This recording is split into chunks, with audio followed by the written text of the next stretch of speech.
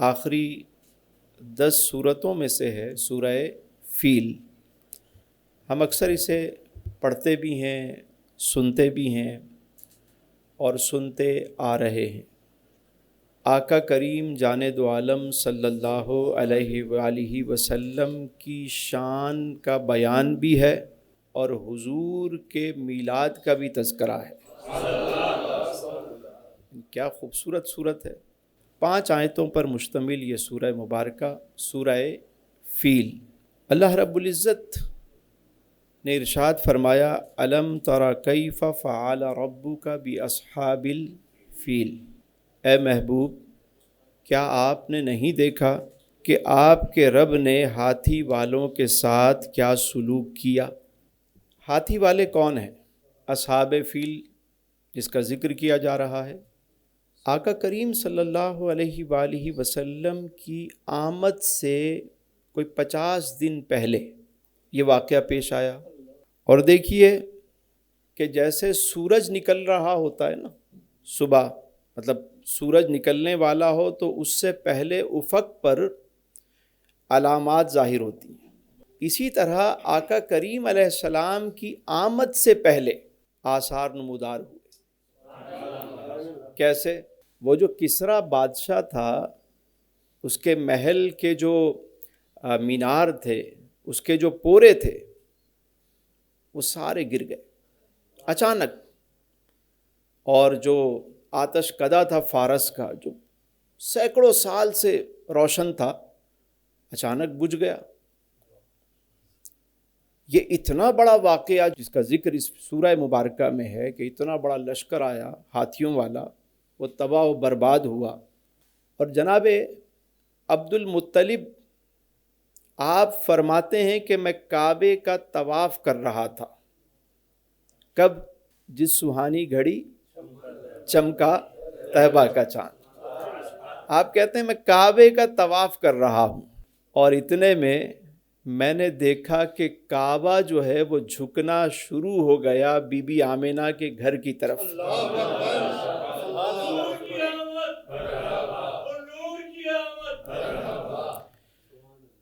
آپ فرماتے ہیں کہ میں نے جب یہ منظر دیکھا اور طواف ہی میں مصروف تھا، تو اتنے میں آ کر کسی نے مجھے اطلاع دی کہ آپ کے گھر میں آپ کے پوتے کی ولادت ہوئی ہے۔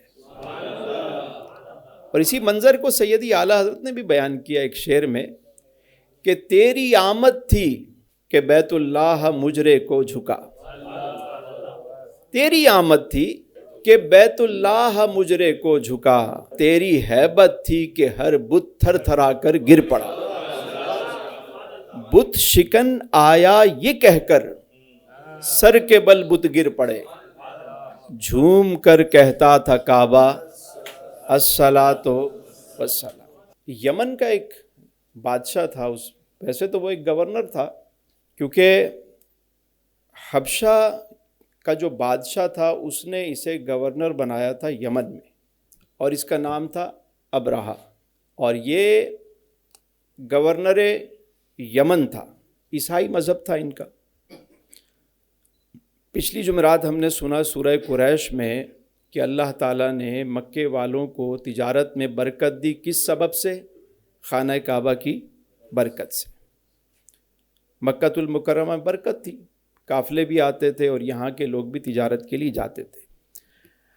ابرہہ کو یہ بات مناسب معلوم نہیں ہوتی تھی، اس نے کہا سارا مال تو وہیں جا رہا ہے، یعنی سارے لوگ نذرانے، چیزیں، مال تجارت سب وہاں لے جاتے ہیں مکے میں، ہمیں کیا ملتا ہے؟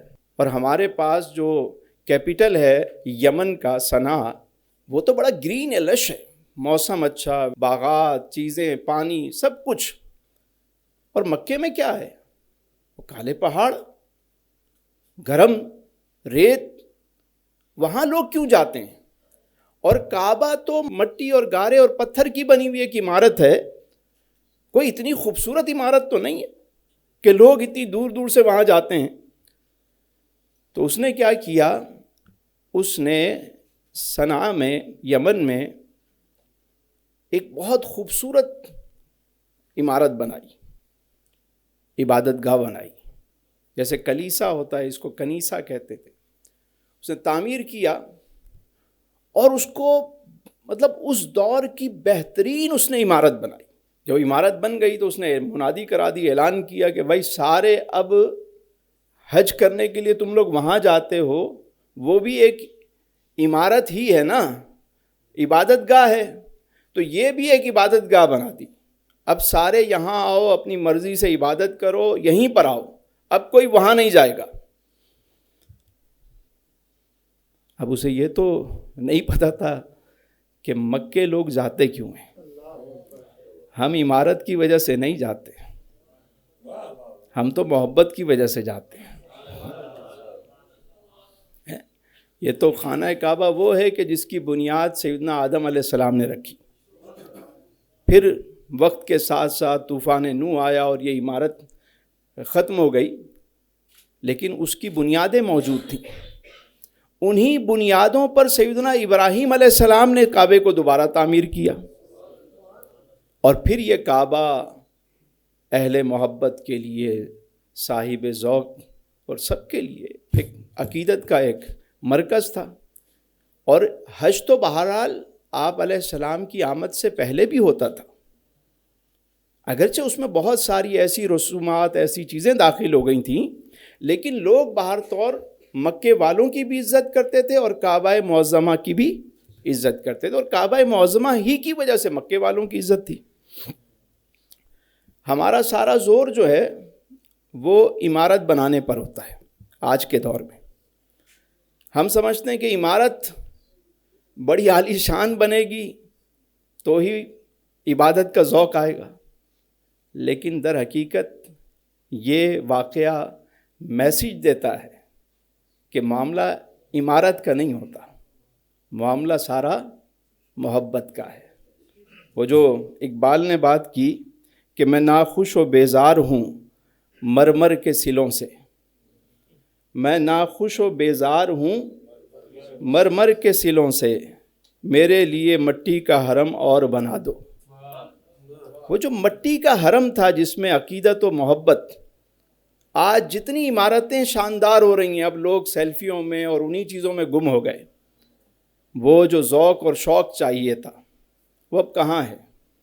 اور یہی بات اقبال نے ایک اور شعر میں بھی کی کہ یہ حکمت ملکوتی، یہ علم لاہوتی، حرم کے درد کا درما نہیں تو کچھ بھی نہیں. یہ ذکر نیم شبی، یہ مراقبے، یہ سرور، تیری خودی کے نگہباں نہیں تو کچھ بھی نہیں. خرد نے کہہ بھی دیا لا الہ تو کیا حاصل، دل و نگاہ مسلمان نہیں تو. ہم تو صرف بس پڑھے جا رہے ہیں لیکن اس کے معنی مفاہیم. تو بات یہ ہے کہ عمارت نہیں، محبت ہونی چاہیے. پہلے مسجدیں کچی تھیں لیکن ایمان پختہ تھے، اب مسجدیں پختہ ہیں اور ایمان کچے ہیں. تو وہ یہ سمجھا کہ عمارت اچھی بناؤں گا تو سب یہاں آ جائیں گے. عمارت تو بنا دی اس نے، لیکن اس کے باوجود اس نے دیکھا لوگ کشاں کشاں مکے کی طرف جا رہے ہیں. اس نے کہا یار یہ بھی حربہ کام نہیں کیا. دوسری طرف مکے والوں کو بھی غصہ آیا کہ یہ کیسا شخص ہے کہ سب کو کہہ رہا ہے کہ یہاں آؤ عبادت کرنے. تو مکے سے ایک نوجوان گیا، کہتے ہیں بنو کنانہ سے ایک بندہ گیا اور جا کر اس نے اس عبادت گاہ میں کوئی گندگی پھینک کر دی.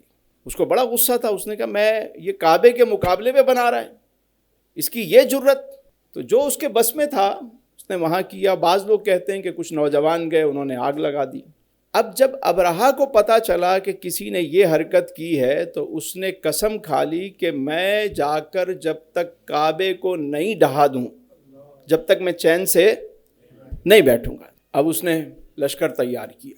اب چونکہ وہ ابرہا جو ہے اس کو سپورٹ تھی حبشہ سے، مطلب یمن اور حبشہ، کسی نے اگر یمن دیکھا ہو تو یمن کے بالکل سامنے ہی حبشہ ہے، اور حبشہ ہی کی حکومت کا ایک پارٹ تھا یہ یمن. اور اس کے پیچھے جو ہے وہ شاہ روم تھا، رومن امپائر تھے، وہ پیچھے تھے ان کے، کیونکہ پورا وہ عیسائی سسٹم تھا وہ پورا کام کر رہا تھا. تو ایک بہت بڑی طاقت تھی ان کے پاس. اور پھر افریقہ کے ہاتھی بھی ان کے پاس تھے، تو ہاتھیوں سمیت ایک بہت بڑا لشکر لے کر وہ آیا. کہاں آیا؟ کعبے کو گرانے کے لیے. اور کہتے ہیں کہ اس کے ساتھ کوئی 60,000 افراد تھے. کتنے؟ 60,000 کا لشکر، اور اس میں فرنٹ پہ ہاتھیوں کا دستہ تھا. اب اتنی بڑی فورس آ رہی ہے، راستے میں کئی جگہ لوگوں نے مزاحمت کرنے کی کوشش کی، لیکن اس نے سب کو رون دیا، یہاں تک کہ وہ سب کو رونتا ہوا مکہ مکرمہ میں پہنچ گیا. ارادہ کیا ہے اس کا؟ ارادہ کیا ہے اس کا؟ کعبے کو ڈھانے کے لیے. جب وہ مکے کے قریب پہنچا تو چراگاہ تھی، جہاں پر مکے والوں کی بکریاں، گائیں، ان کے ریوڑ وہاں چر رہے تھے. تو اس کے لشکر نے سب سے پہلے جتنے جانور تھے سب کو ہانک لیا اور سب کو ایک جگہ جمع کر لیا، قبضہ کر لیا کہ بھئی مال غنیمت ہے. اس میں جناب حضرت عبد المطلب کے بھی اونٹ تھے. اچھا، یہ خبر بھی پہنچ چکی ہے کہ اتنا بڑا لشکر آ رہا ہے. انہوں نے بلایا جناب حضرت عبد المطلب کو بات چیت کرنے کے لیے کہ سردار کون ہے، انہیں بلایا جائے. تو جب آپ گئے تو آپ نے ان سے جو بات کی، اس نے جب دیکھا آپ کے چہرہ انور کو تو وہ بڑا حیران ہوا کہ اتنا وجیح خوبصورت پرسنالٹی، آپ کا پرسونا، آپ کی شخصیت دیکھ کر بڑا متاثر ہوا اور آپ کے ساتھ زمین پر بیٹھ کر بات چیت کرنے لگا. اس نے کہا کہیے آپ کے کیا شرائط ہیں، آپ کیا کرنا چاہتے ہیں؟ ہم آپ سے لڑنے نہیں آئے، ہم اس کعبے کو گرانے آئے ہیں، آپ لوگ ایک طرف ہو جائیں. آپ نے بھی فرمایا کہ میں کعبے کی بات کرنے نہیں آیا، تو پھر کیا کرنے آیا؟ کہا یہ جو میرے اونٹ ہیں یہ مجھے لوٹا دو. اس نے کہا حیرت کی بات ہے کہ آپ جیسا شخص، میں تو سمجھ رہا تھا کہ آپ والی ہیں، آپ کعبے کی بات کریں گے، آپ خانہ خدا کی بات کریں گے، آپ کو اپنے اونٹوں کی فکر ہے، کعبے کی فکر نہیں. تو آپ نے جو جواب دیا وہ بھی سننے والا ہے. آپ نے فرمایا کہ یہ اونٹ میرے ہیں، اس کی حفاظت میرے ذمے ہے، اور وہ کعبہ اللہ کا گھر ہے، وہ خود اس کی حفاظت کرے گا. جب آپ نے یہ فرمایا تو اس نے کہا ٹھیک ہے، آپ اونٹ لے جائیں. آپ اپنے اونٹ لے کر آئے، اور جب اونٹ بھیج دیے تو آپ کعبہ معظمہ پہنچے اور دروازے پہ ہاتھ رکھ کے آپ نے دعا کی کہ اللہ، ہر شخص اپنے گھر کی حفاظت کرتا ہے، میرے مالک ہم تو تعداد میں بھی کم ہیں، میرے مالک ہمارے پاس اتنی طاقت نہیں ہے، تیری طاقت لامحدود ہے، میرے مالک تو ہی کرم فرما اور اپنے گھر کی حفاظت فرما. یہ کہہ کر آپ تشریف لائے اور آپ نے تمام لوگوں سے کہا کہ پہاڑوں پر نکل جاؤ، مکے کو خالی کر دو. سب لوگ پہاڑوں کی طرف چلنا شروع ہو گئے. جب مکہ خالی ہو گیا تو دوسرے دن صبح صبح ابرہہ نے اپنی فوج کو ترتیب دیا، اور ان کا ارادہ یہ تھا کہ زنجیریں تھیں ان کے پاس بڑی بڑی، کہ ہم کعبے کے گرد زنجیریں ڈالیں گے اور ہاتھیوں سے کھینچتے ہوئے اسے گرا بھی دیں گے اور لے جائیں گے اپنے ساتھ. اب ادھر وہ اپنا منصوبہ بنا رہے ہیں اور دوسری طرف قدرت ہے. یہ اچھا، اس میں ایک سوال پیدا ہوتا ہے کہ کیا حضرت عبد المطلب نے جو کام کیا کہ کعبے کو چھوڑ کر خود پہاڑ پر چلے گئے، کیا ہمیں بھی ایسا کرنا چاہیے کبھی کوئی مشکل وقت آئے؟ تو دیکھیں، جناب عبد المطلب ہمارے لیے حجت نہیں ہے، ہمارے لیے حجت اللہ کے رسول کی ذات ہے، اور یہ حضور کی ولادت سے پہلے کا واقعہ ہے. شریعت محمدی کیا ہے؟ آپ علیہ السلام کی پوری زندگی ہمارے سامنے ہے.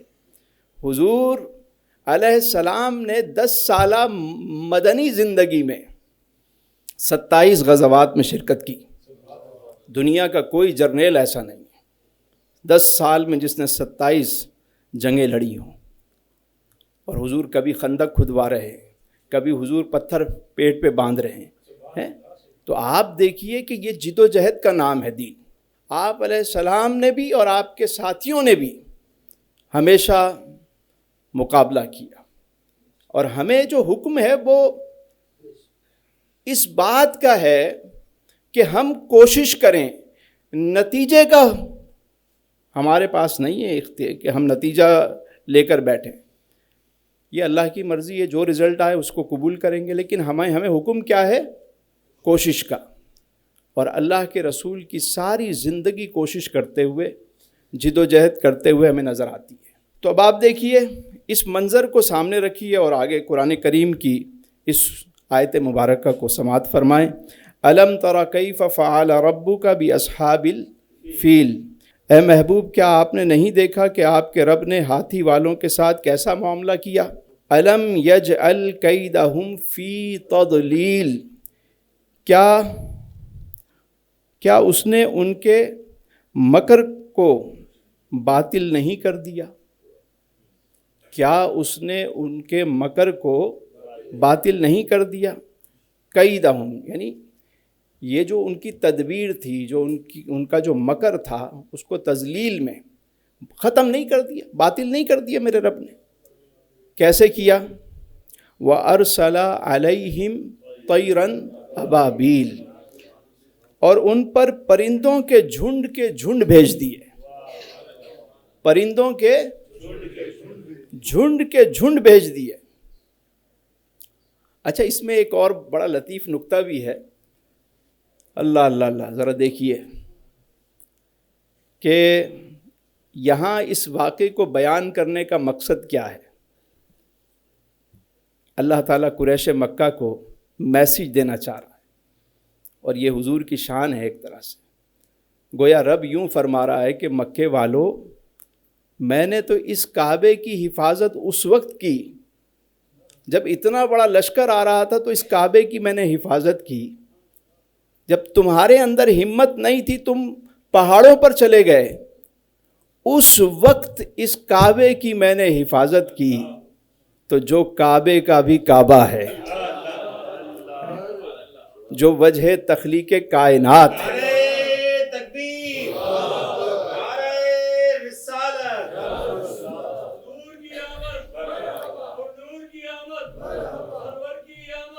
جو کعبے کا بھی کعبہ ہے، جو میرا سونا محبوب ہے، تم کیا سمجھتے ہو کہ میں اس کی حفاظت نہیں کروں گا؟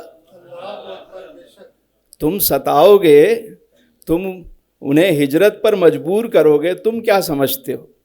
گویا رب یوں فرما رہا ہے کہ یہ بھی حضور ہی کی شان اس آیت مبارکہ میں بیان ہو رہی ہے۔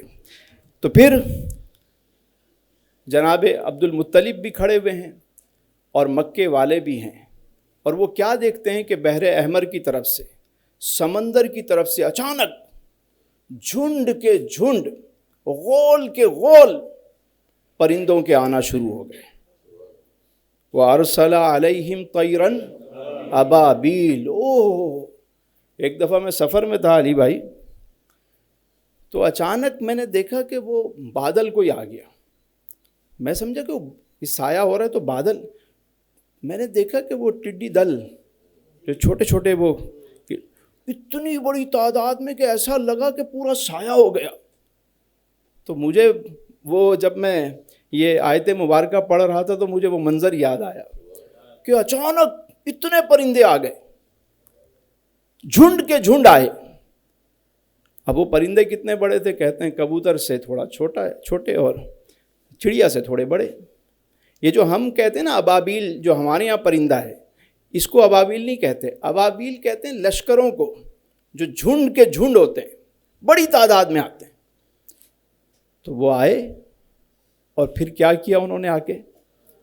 انہوں نے کیا کیا؟ ترمیہم بحجارۃ من سجیل، جو انہیں مٹی اور کنکریاں مار رہے تھے۔ ترمیہم، یہ جو رمی ہوتی ہے نا، رمی جمرات جو مارتے ہیں ٹارگٹ کر کے، ایک تو پتھر یوں پھینکنا ہوتا ہے نا ویسے، ایک ہوتا ہے کہ ٹارگٹ کر کے مارنا، جس کو رمی کہتے ہیں۔ تو وہ پرندے جو تھے، وہ جو پتھر لائے، وہ تھے تو پتھر بڑے چھوٹے سے، جیسے یہ مسور کی دال ہوتی ہے نا، کہتے ہیں اس کے برابر، کوئی بعض مفسرین نے لکھا کہ چنے کے برابر چھوٹا دانہ ہوتا، لیکن اس کا جو کام تھا، اللہ اللہ اللہ، فارسی میں کہتے ہیں کہ سنگ گل، کیا کہتے ہیں؟ یہ جب برسات ہوتی ہے نا کسی ریگستان پہ، تو وہاں جب مٹی پہ وہ پانی گرتا ہے تو چھوٹے چھوٹے گولے بن جاتے ہیں، وہ مٹی اور پانی اور مل کے وہ پتھر کی طرح ہوتے ہیں، سخت ہو جاتے ہیں، اس کو کہتے ہیں سنگ گل۔ اس طرح وہ پتھر اور مٹی کی ملی ہوئی کوئی چیز تھی۔ اب وہ اصل میں تھا کیا، یہ اللہ بہتر جانتا ہے۔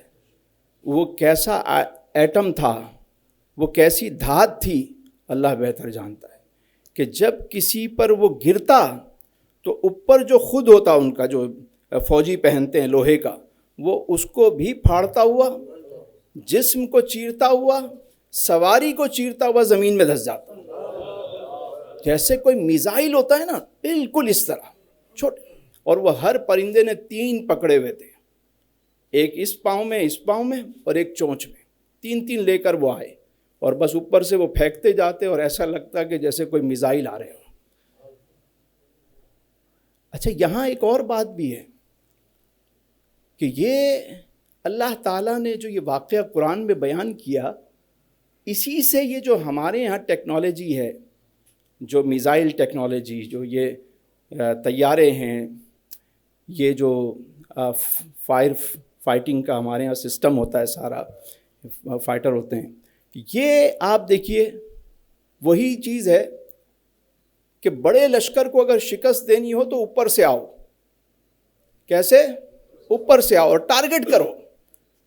اور قرآن کی ان صورتوں میں یہ اشارہ ہے اس طرف کہ تمہیں ان چیزوں میں مہارت حاصل کرنی چاہیے۔ اور اب تو فضا کی بات بھی نہیں رہی، اب تو خلا کی بات ہو گئی ہے۔ اب دیکھیں نا، اوپر آپ دیکھ لیں سیٹلائٹ، خلا میں کیا کیا چیزیں تیار ہو رہی ہیں، رکھی جا رہی ہیں۔ تو آنے والی جو وار ہے، اور مجھے ایسا لگتا ہے جو میں ڈرون دیکھ رہا ہوں، جو یہ ٹیکنالوجی دیکھ رہا ہوں، آئندہ دنوں میں یہ طیارے بھی نہیں ہوں گے، اسی طرح چھوٹے چھوٹے ڈرون آئیں گے اور اتنا بڑا کام کر کے نکل جائیں گے کہ لوگ اس پر ریسرچ کر رہے ہیں۔ اور پاکستان نے اس میں مہارت حاصل کی، یہی وجہ ہے کہ آج دنیا اس کی عزت کر رہی ہے۔ دیکھیں نا، کیونکہ یہ اشارے ہیں کہ تمہیں ان چیزوں میں مہارت حاصل کرنی چاہیے۔ اسلام اسباب کو اختیار کرنے سے منع نہیں کرتا، بس ہم میں اور دوسروں میں فرق کیا ہے؟ طیارے تو پاکستان کے پاس بھی تھے اور طیارے تو دوسروں کے پاس بھی تھے۔ وجہ یہ ہے کہ ہم بحیثیت مسلمان اسباب اختیار کرتے ہیں، لیکن ہمارا جو یقین ہے وہ مسبب الاسباب پر ہے۔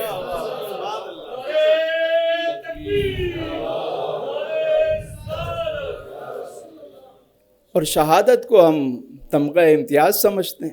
یہی وجہ ہے کہ وہ جب ہمارے شاہین گئے تو وہ جو یوں ایسا لگ رہا تھا جیسے کوئی مطلب بالکل کوئی خوف ہی نہیں ان کے اندر، کیونکہ وہ کہہ رہے تھے کہ اگر ہم شہید ہو گئے جب تو اور کامیاب ہو گئے۔ باقیوں کے پاس طیارے تو ہیں لیکن یہ جذبہ ایمانی نہیں۔ اور میرا یقین یہ ہے کہ ایمان جو ہے نا، یقین اور ایمان، یہ ابابیل سے بڑی قوت ہے۔ بہت بڑی بات کہہ رہا ہوں، یعنی ایمان اور یقین جو ہے یہ ابابیل سے بڑی طاقت ہے۔ آج بھی ہو گر ابراہیم سا ایماں پیدا، آگ کر سکتی ہے اندازے گلستاں پیدا۔ یقین کی بات ہے۔ تو اس لیے اگر مسلمانوں میں وہ ایمان اور وہ یقین پیدا ہو جائے تو ترمیہم بحجارۃ من سجیل فجعلہم کعصف مأکول، سو انہیں کھائے ہوئے بھوسے کی طرح کر دیا۔ کیا کر دیا؟ سو انہیں کھائے ہوئے بھوسے کی طرح کر دیا۔ اب یہ بھی قرآن کا بڑا خوبصورت اسلوب ہے بیان کرنے کا۔ کھایا ہوا بھوسا کیا ہوتا ہے؟ یعنی ایک جانور نے بھوسا کھایا، اناج کھایا، گھاس کھائی، وہ اس نے دانتوں سے چبایا، معدے میں گیا تو کھایا ہوا بھوسا کس صورت میں باہر آتا ہے۔ قرآن نے اس کو کس خوبصورتی سے بیان کیا، یعنی قرآن اللہ کی کتاب ہے اور اس کتاب میں اس کا ذکر بھی کیا اور کس انداز سے کر دیا کہ ان کی حالت کیا ہوئی، جیسے کھایا ہوا بھوسا۔ یعنی تم بدلہ لینے آئے تھے کہ وہاں کلیسا میں کسی نے گندگی کی اور تم سوچ رہے تھے کہ اللہ کے گھر کو ڈھا دو گے، ہم تمہیں کھائے ہوئے بھوسے کی طرح کر دیں گے۔ تم ہمارے کعبے کو گرانے آئے ہو، اور کعبے کو گرانے آئے ہو۔ ابھی تو کعبے کو سجانے والے، کعبے کو بسانے والے، ابھی تو وہ آنے والے ہیں کہ جو کعبے کو بتوں سے پاک کریں گے۔ تم کعبے کو گرانے آ گئے، والی کعبہ آ رہے ہیں، تم کعبے کو گرانے آ رہے ہیں، تمہاری یہ جرت، ہم تمہیں کھائے ہوئے بھوسے کی طرح کر دیں گے۔ اور پھر ہوا کیا، جب ان کنکریوں نے کام کیا، او ہو جس کو لگا وہ وہیں گر گیا، ڈھیر ہو گیا۔ کچھ واپس بھاگے، افراتفری میں ہاتھی واپس پلٹے، ایک آپس میں ہی وہاں تو ایک عجیب معاملہ شروع ہو گیا۔ اور وہ کنکری کیسی تھی، کیسا وہ اس کے اندر کیمیکل، کیا چیز تھی اس کے اندر، اللہ بہتر جانتا ہے، کہ جب کسی کو لگتا اس کے بدن سے بو آنا شروع ہو جاتی، جسم گلنا شروع ہو جاتا، تو وہ واپس بھی بھاگے، حتیٰ کہ ابرہہ یمن کی طرف بھاگا، لیکن راستے میں اس کی طبیعت بگڑتی گئی، یہاں تک کہ جب وہ صنعا میں پہنچا تو وہیں مر گیا۔ وہ قدرت نے اسے واپس بھی اسی لیے بھیجا تاکہ وہاں تک یہ پیغام پہنچ جائے، وہاں تک یہ میسج پہنچ جائے کہ ان کا حشر کیا ہوا۔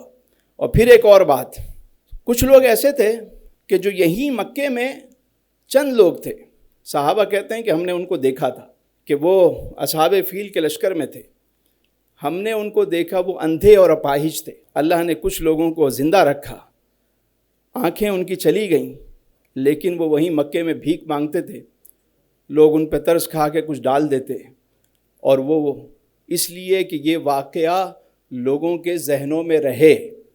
اور یہی وجہ ہے کہ لوگ ابھی زندہ تھے جنہوں نے یہ واقعہ دیکھا تھا، کیونکہ حضور علیہ السلام کی آمد سے 50 دن پہلے یہ واقعہ ہوا، اور آپ علیہ السلام نے اعلان نبوت 40 سال کی عمر میں کیا۔ تو اس کا مطلب ہے کہ جو لوگ اس واقعے کے وقت عینی شاہد تھے وہ زندہ تھے، انہوں نے یہ واقعہ دیکھا۔ اسی لیے اللہ نے بیان کیا کہ کیا آپ نے نہیں دیکھا کہ آپ کے رب نے ہاتھی والوں کے ساتھ کیسا معاملہ کیا، یعنی تم نے یہ منظر نہیں دیکھا۔ اور پھر یہی وجہ ہے، یہی واقعہ سبب بنا، کیونکہ وہ حبشہ کا گورنر تھا۔ ابرہہ کو گورنر کس نے بنایا تھا؟ حبشہ کے بادشاہ نجاشی نے۔ جب یہ واقعے کی خبر نجاشی کو پہنچی تو اسے بھی پتہ چلا کہ یہ بڑا عجیب سا واقعہ ہوا، وہ بھی ڈر گیا، اور اسے پتہ لگ گیا کہ، اور کتابوں میں اور علماء نے اسے بتایا کہ نبی آخر الزماں کی ولادت ہونے والی ہے۔ یہ آثار بتاتے ہیں کہ نبی آخر الزماں کی ولادت ہونے والی ہے۔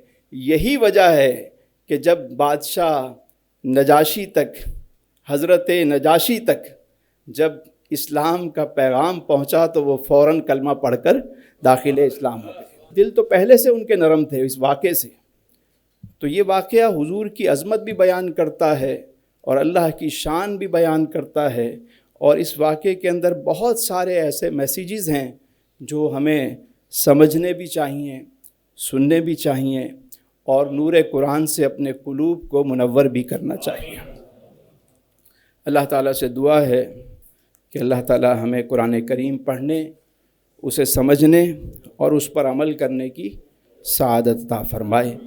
وآخر دعوانا ان الحمد للہ رب العالمین۔